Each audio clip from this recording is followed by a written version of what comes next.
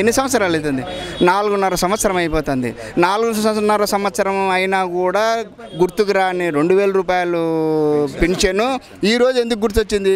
ఆ జగన్మోహన్ రెడ్డి 2,000 రూపాయలు నేను సీఎం అయితేనే 2,000 రూపాయలు పెన్షన్నే ఇస్తానని చెప్పేసి చెప్పినాడు. కాబట్టి అది ఒకటి. నవరత్నాలలో ఉన్నటువంటి ప్రోగ్రామ్ను కాపీ కొట్టి ఈ పొద్దు ఇస్తానంటాడు. మరి ఇన్ని రోజులు ఏం చేసినాడు? అధికార దాహం కోసం.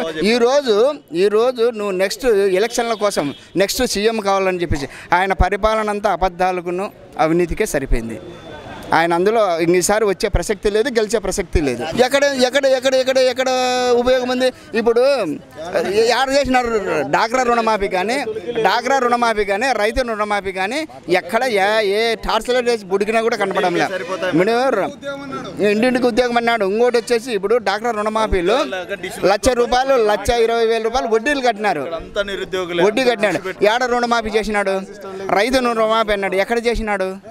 ఆయన అబద్ధాల పరిపాలన, అబద్ధాలు చెప్పుకుంటూనే పోతున్నాడు.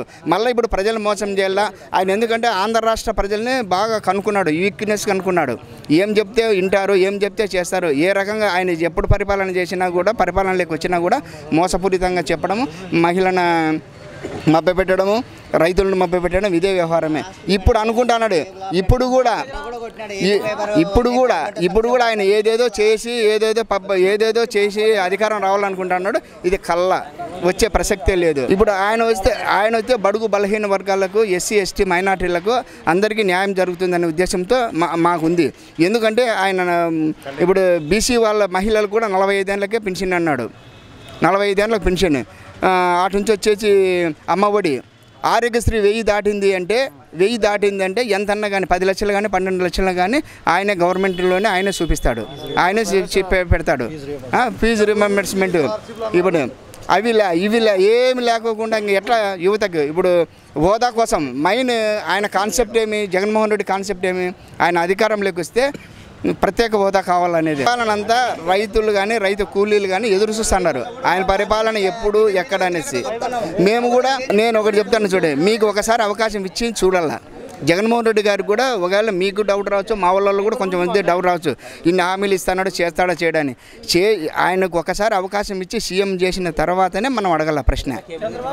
ఇప్పుడు 14 సంవత్సరాలు ఆయన పరిపాలన చూసినారు. ఈయనకు ఒకసారి అవకాశం ఇస్తాంలే.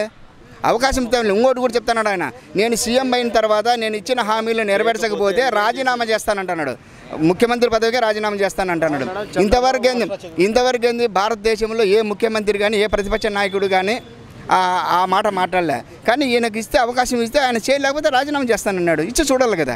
చూసిన తర్వాతే పరిపాలన ఏ రకంగా ఉంటుంది, ఎట్లా ఉంటుంది అనేది మనకు కూడా తెలిసేది. 100% యువత కానీ అంతమంది కానీ యువత ముతగా ఇప్పుడు 3,000 రూపాయలు పింఛని ఇస్తానన్నాడు ఫుల్.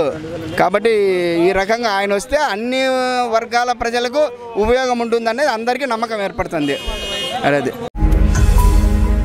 ఈ వీడియో గనుక మీకు నచ్చినట్లయితే లైక్ చేయండి, షేర్ చేయండి.